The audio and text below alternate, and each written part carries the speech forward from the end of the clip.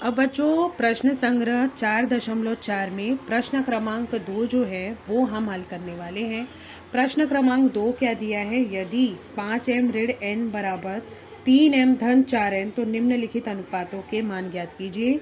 जिसमें पहला अनुपात दिया है m का वर्ग धन n का वर्ग बट्टे m का वर्ग ऋण n का वर्ग। उसी तरह से दूसरा सवाल हमें दिया है 3m धन 4n बट्टे 3m ऋण 4n। जिस तरह से प्रश्न संग्रह 4.3 में हमने तुल्य अनुपातों के विभिन्न गुणधर्मों का उपयोग किया था, विपर्यस्थानुपात, एकांतरानुपात, योगांतरानुपात, अंतरानुपात जैसे जो भी गुणधर्मों का उपयोग किया था, उसी आधार पर यह सवाल भी हल होने वाला है। यहाँ पर हमें सबसे पहले m बटे n का मान निकालना होगा। देखिए किस तरह से हल होता है। 5m ऋण n बराबर 3m धन 4n ये हमें दिया हुआ है।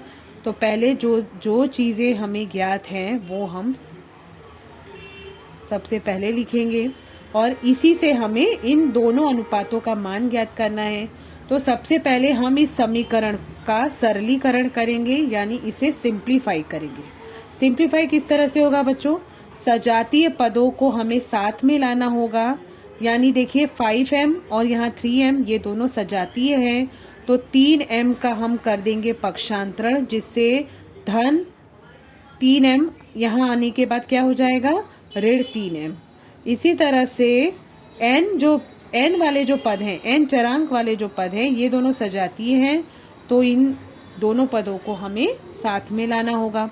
अब 5m में से 3m घटाने पर आता है 2m और 4n धन n कितना होता है, 5n होता है। धन n का अर्थ होता है धन 1n होता है और 4 धन 1 कितना होता है बच्चों, 5 होता है। इसीलिए यहाँ पर आपको 5n दिखाई पड़ रहा है। अब m यही रहने देते हैं, 2 का पक्षांतरण करेंगे। आपको पता है 2 यहाँ गुणे में है, यहाँ जाने के बाद भाग हो जाएगा और n भी यहाँ गुणे में है। अगर n का पक्षांतरण यहाँ करते हैं तो भाग हो जाएगा। तो देखिए n यहाँ गुणे में है, यहाँ आने के बाद भाग हो जाएगा। उसी प्रकार से 2 यहाँ गुणे में है, यहाँ जाने के बाद भाग हो जाएगा। और इस तरह से m बटे n बराबर कितना मिला हमें, 5/2।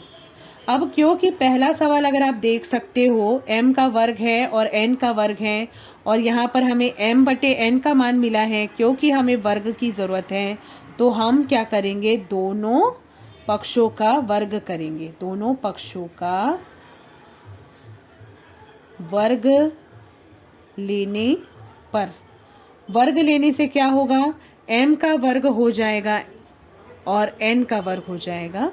उसी तरह से 5 का वर्ग आपको पता है 25 होता है और 2 का वर्ग कितना होता है, 4 होता है। तो इस तरह से हमने वर्ग जो है m का वर्ग बटे n का वर्ग, इसका मान निकाल दिया है।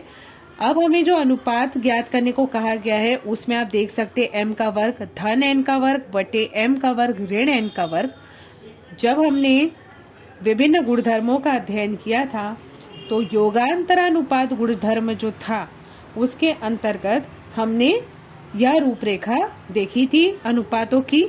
तो हम यहाँ पर वही योगांतरानुपात गुणधर्म जो है वो लगाने वाले हैं। योगांतरानुपात गुणधर्म में अंश धन हर होता है बट्टे अंश ऋण हर होता है।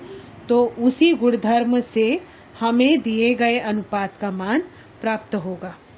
तो योगांतरानुपात गुणधर्म द्वारा m का वर्ग धन n का वर्ग बटे m का वर्ग ऋण n का वर्ग, उसी तरह से दाएं पक्ष में भी होगा 25 धन 4 25 ऋण 4। और उसके बाद जब हम इसे हल करेंगे तो बच्चों कितना मिलेगा, 29/21। यानी कि इस तरह से पहले अनुपात का मान आ चुका है 29/21। तो ये हो गया है हमारा आंसर। अब इस तरह से हमें दूसरा सवाल भी करना है और दूसरा जो अनुपात है उसे भी ज्ञात करने के लिए हम इसी मान का उपयोग करेंगे, यानी m बटे n बराबर 5/2 इस मान का उपयोग करेंगे।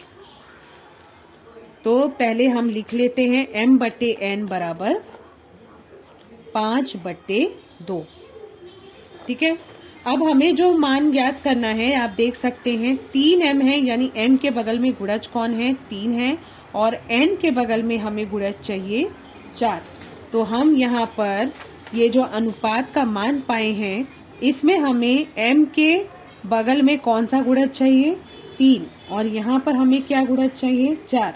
तो हमें क्या करना होगा, दोनों पक्षों में 3/4 से गुणा करना होगा। दोनों पक्षों में 3/4 से गुणा करने पर, तो m/n में जब 3/4 का गुणा करेंगे और 5/2 में भी हम 3/4 का गुणा करेंगे। अब इसको हल करेंगे तो 3 का गुणा m के साथ होने पर 3m आता है, 4 का गुणा n के साथ होने पर 4n आता है। अब हम यहाँ पर चेक करेंगे कुछ कट सकता है तो नहीं, यहाँ पर कुछ भी कट नहीं पा रहा है। तो जब कुछ नहीं कट पाता है तो ऐसे में हमें सीधा सीधा गुणा करना होता है। 5 का गुणा 3 से होगा 15 और 2 का गुणा 4 से होगा तो 8। तो इस तरह से हमारे पास आ गया है 15/8। अब फिर से देखिए सवाल की तरफ, आप देख सकते 3m धन 4n है बटे 3m ऋण 4n है, यानी कि यहाँ पर फिर से हमें योगांतरानुपात गुणधर्म ही लगाना है। तो योगांतरानुपात गुणधर्म द्वारा इसे हमें हल करना है, गुणधर्म द्वारा।